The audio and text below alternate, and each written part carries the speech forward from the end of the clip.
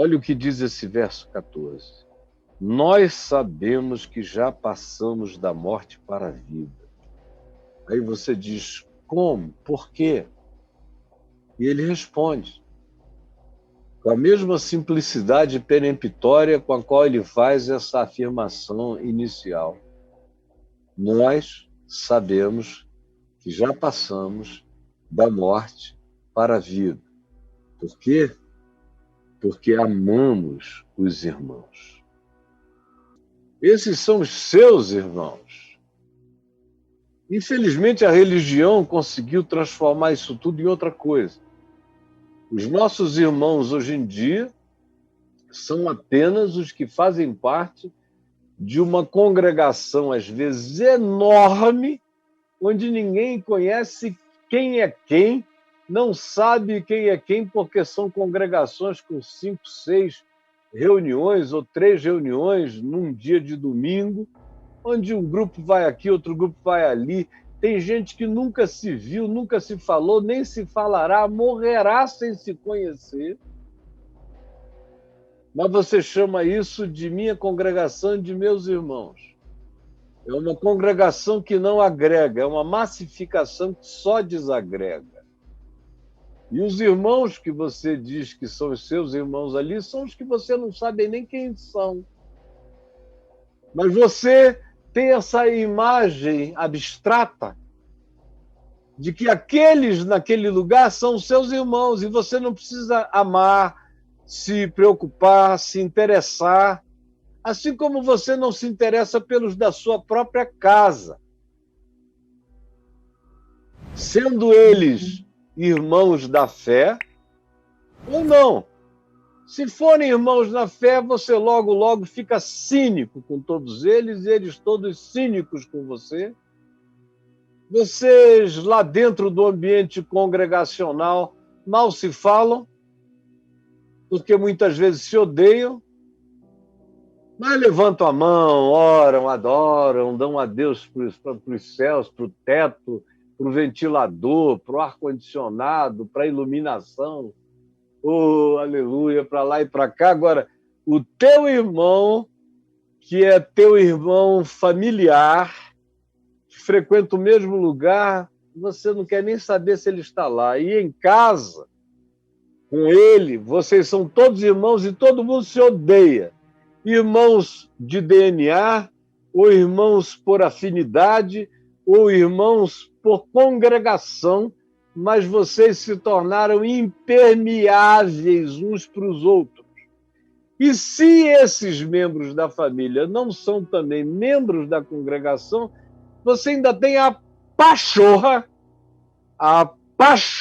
é a palavra, de ficar acusando os membros da sua família que não são crentes, que não são da sua congregação ou que não são evangélicos.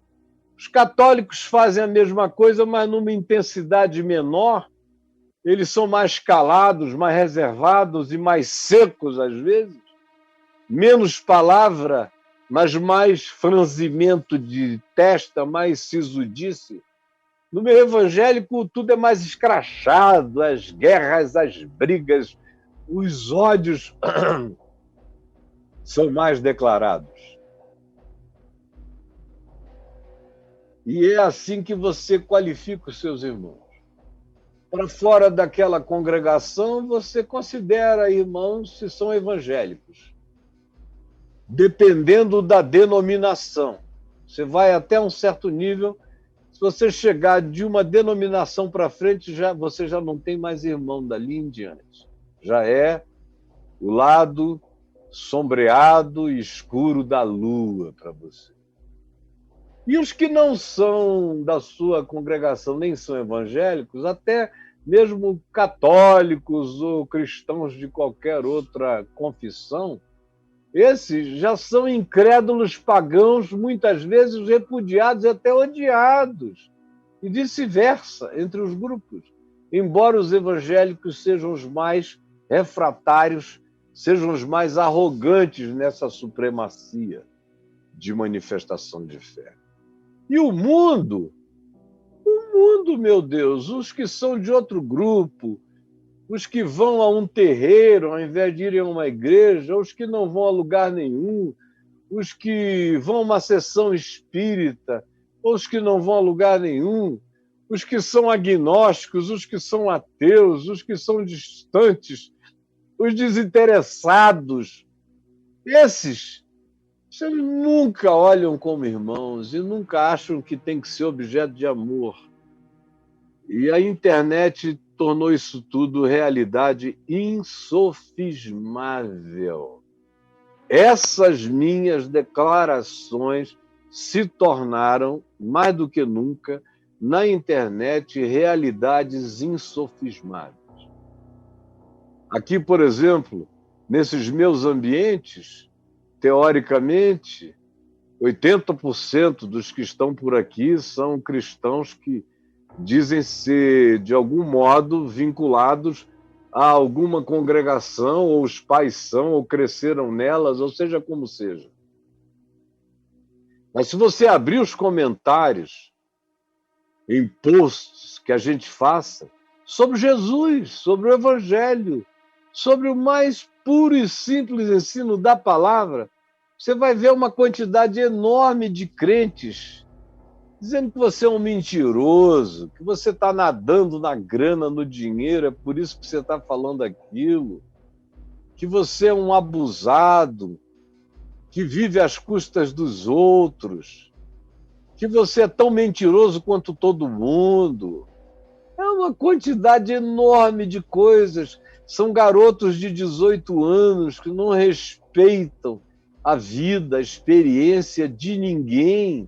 Isso eles falam em relação a quem não faz outra coisa a não ser ensinar o evangelho puro e simples. Mas eles têm coragem disso.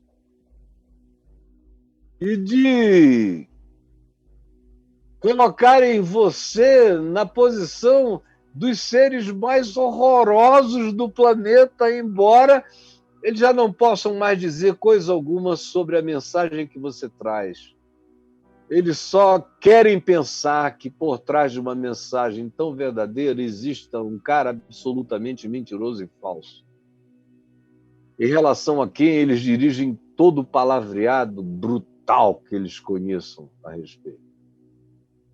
E aí, eles fazem isso e vão para uma congregação onde tem alguém ensinando tudo na base, no fundamento da mentira.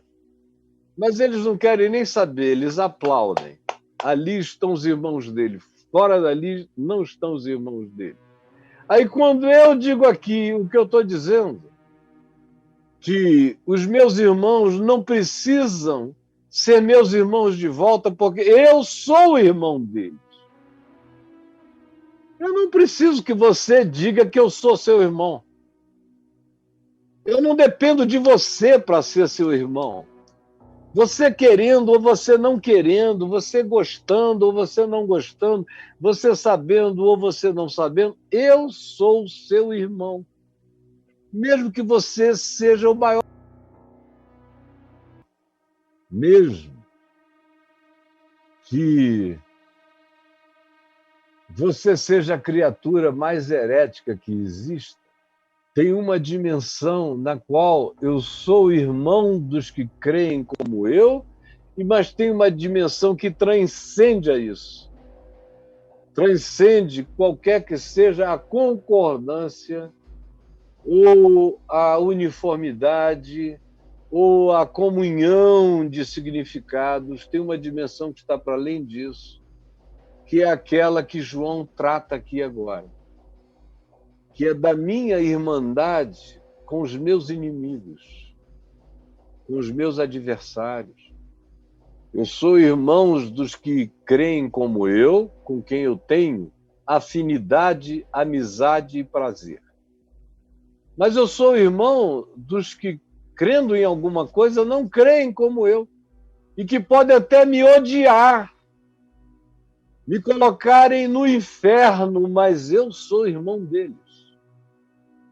Assim como Jesus não tinha nenhum prazer nos fariseus e nos religiosos que andavam a perturbar-lhe a existência de dia e de noite. Ele não tinha com eles uma comunhão de prazer, eles não eram gostáveis, mas Jesus diz que eles são irmãos.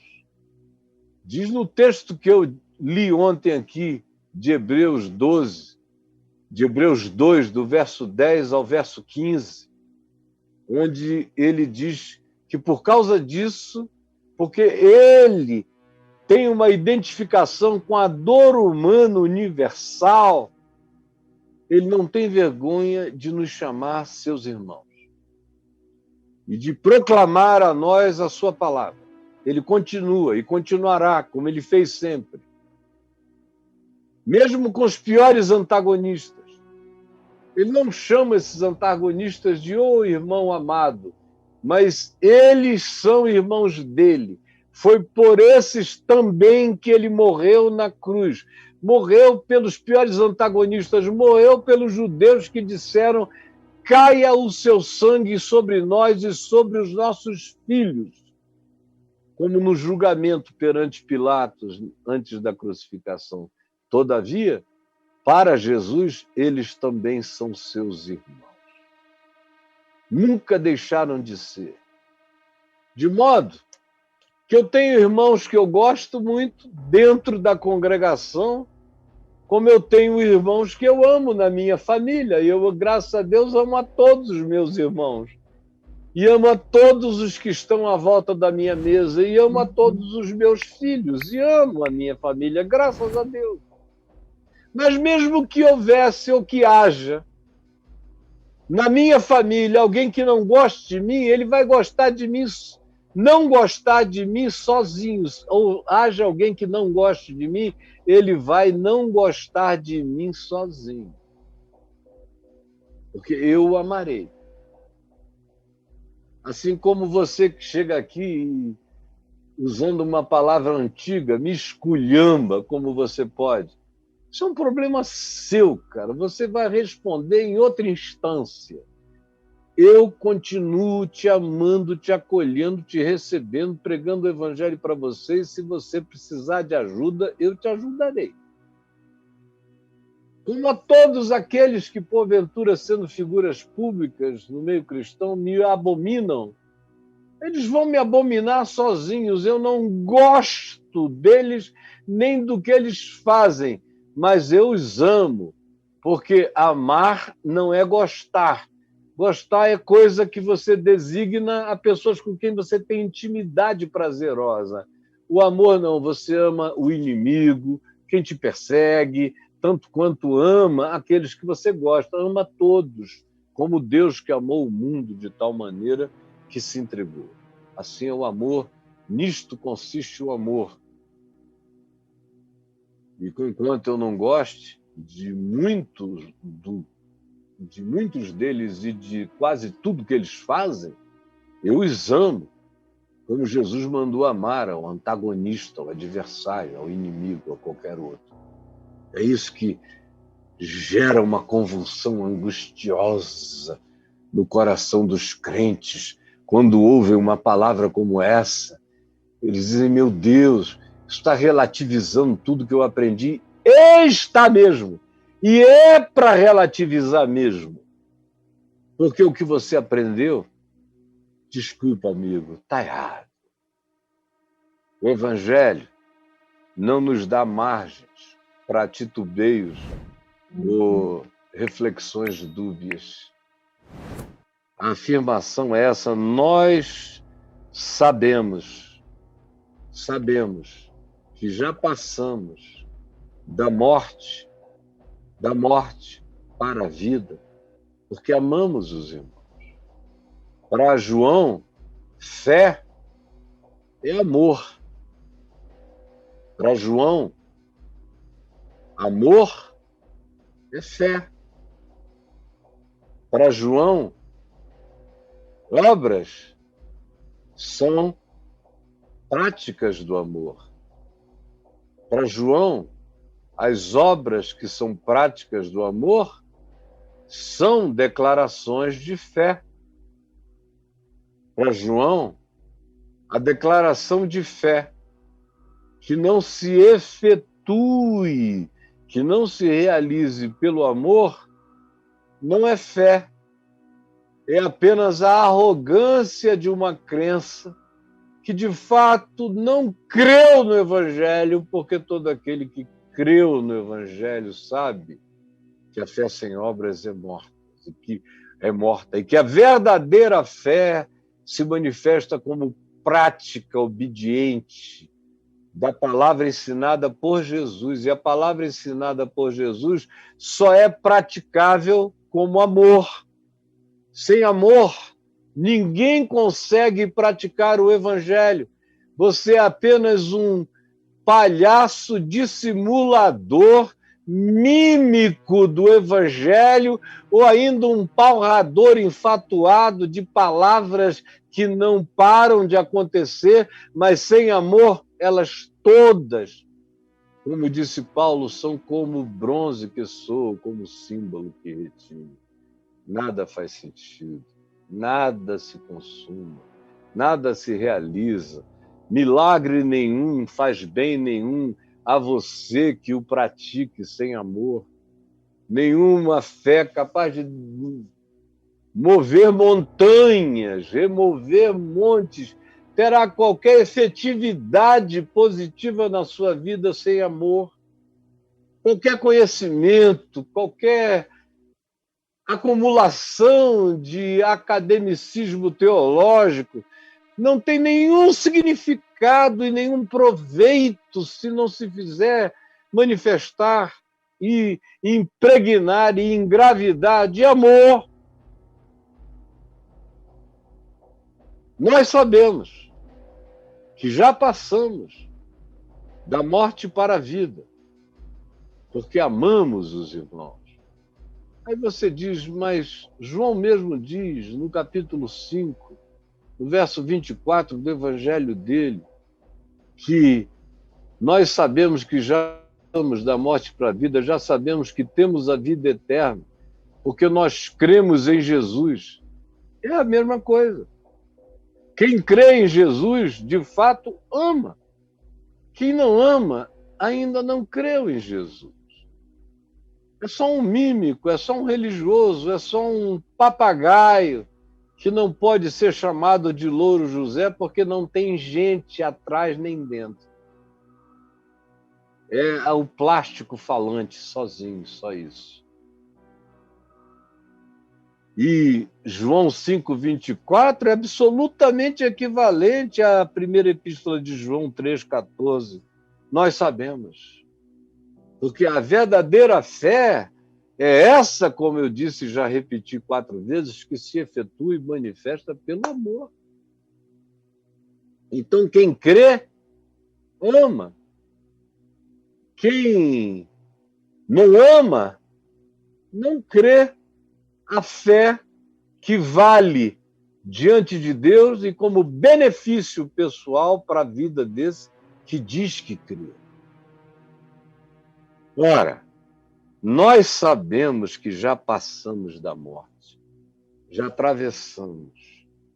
E como eu disse introdutoriamente, lá no início, quando eu tomei conhecimento disso, do iniciozinho da minha caminhada, para mim passou a ser condição sine qua non que o amor crescesse dentro de mim. E o amor não era assim, eu aprendi logo com meu pai que não era romance, não era emoção, não era sensação, não era paixão fraterna.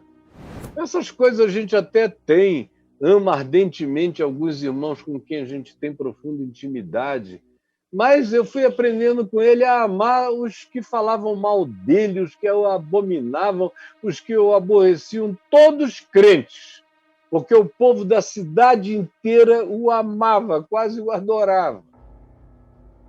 E eu fui vendo que amor era atitude, era gesto, era ação, era prática, era compromisso, era fidelidade com Deus no serviço honesto à vida e ao próximo. Ficou claro dentro de mim e no meu coração nunca houve a impressão de que eu poderia ter alguma forma de fé que fosse à parte da prática em obediência do amor, porque a obediência do Evangelho é a obediência ao amor de Deus na direção de todos os outros seres humanos, na direção dos que estão na minha casa, como diz Paulo, porque se alguém não cuida dos seus, especialmente dos da sua própria casa, Paulo diz, tem negado a fé e é pior do que o incrédulo. Eu entendi logo que a minha fé e o meu amor tinham que cobrir qualquer grupo de irmãos, mesmo que eles não gostassem de mim e eu necessariamente não gostasse do que eles fizessem, mas eu os acolheria e eu me abriria para eles em amor em qualquer circunstância da vida.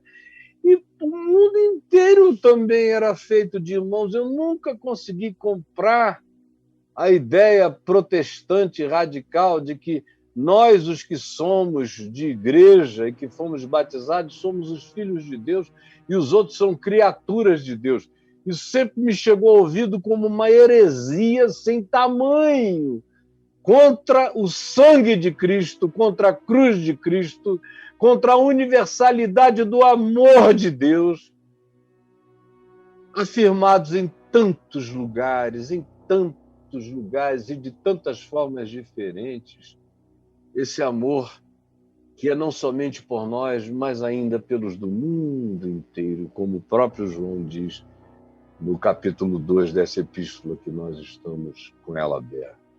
Nisto sabemos que já passamos da morte para a vida. Sabemos. Esse amor produz uma convicção na gente. Nós sabemos que já passamos da morte para a vida porque amamos os irmãos. Amamos os irmãos. Aquele que não ama permanece na morte.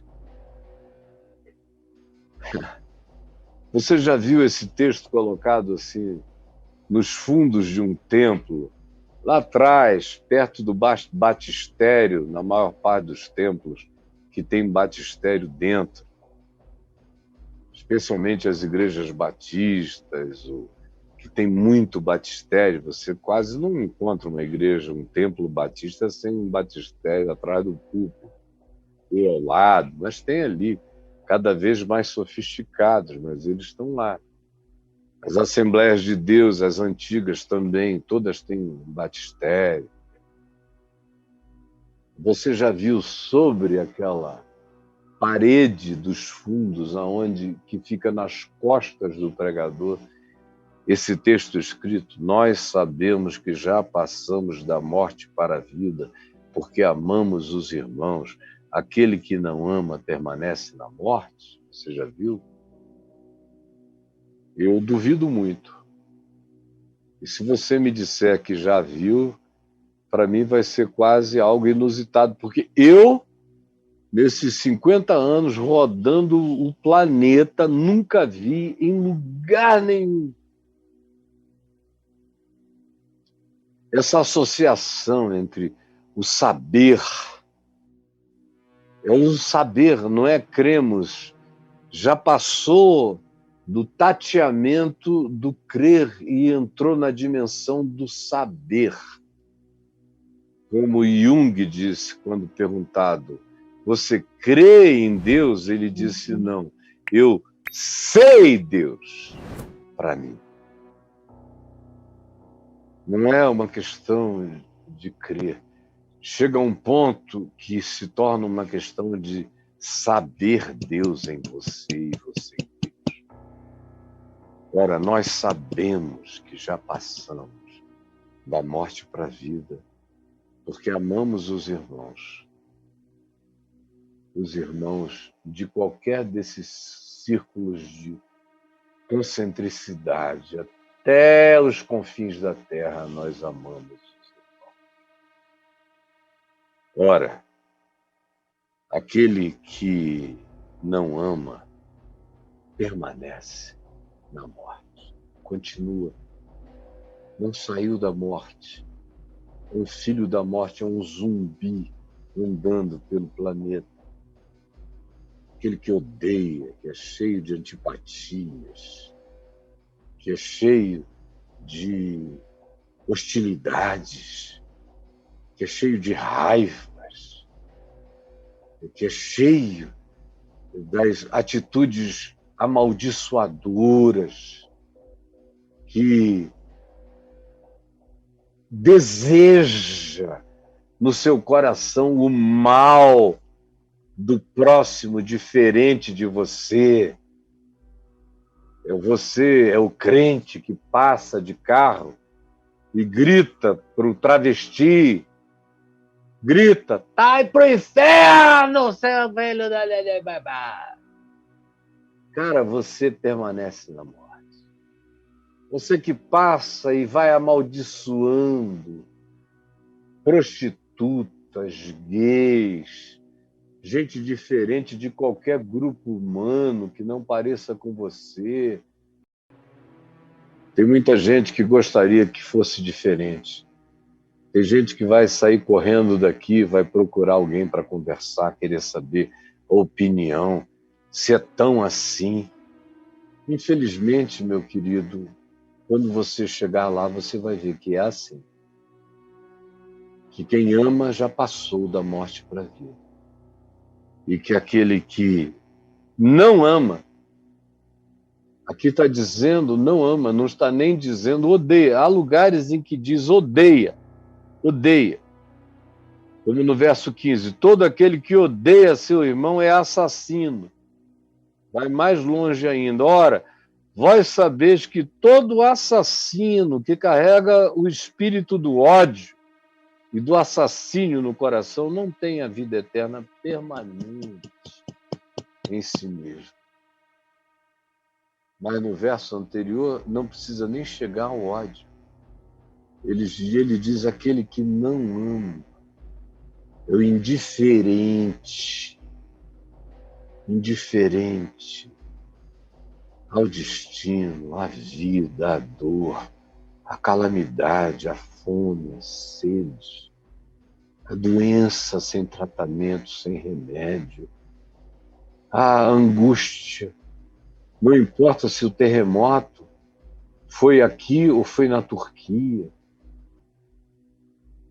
São amados pelo meu Pai que está nos céus. Foi por esses que Deus amou e deu seu Filho. E ora, nós sabemos que Jesus é a propiciação pelos nossos pecados. E não somente pelos nossos próprios, diz João nesta epístola, mas ainda pelos do mundo inteiro. Senhor Jesus, por favor, ajuda-nos a acolhermos a Tua palavra sem a complicarmos. Porque quem a complica é porque não quer a prática do amor na sua vida e fica tentando arranjar alternativas para uma vida contigo que não seja exclusivamente baseada no nosso amor por ti, no próximo, no irmão, em todos os tipos de irmãos. Por favor, abre o nosso entendimento e tira o impedimento, a dureza, a implacabilidade dos nossos corações. A impermeabilidade deles é o que eu te imploro. Em nome de Jesus. Amém e amém.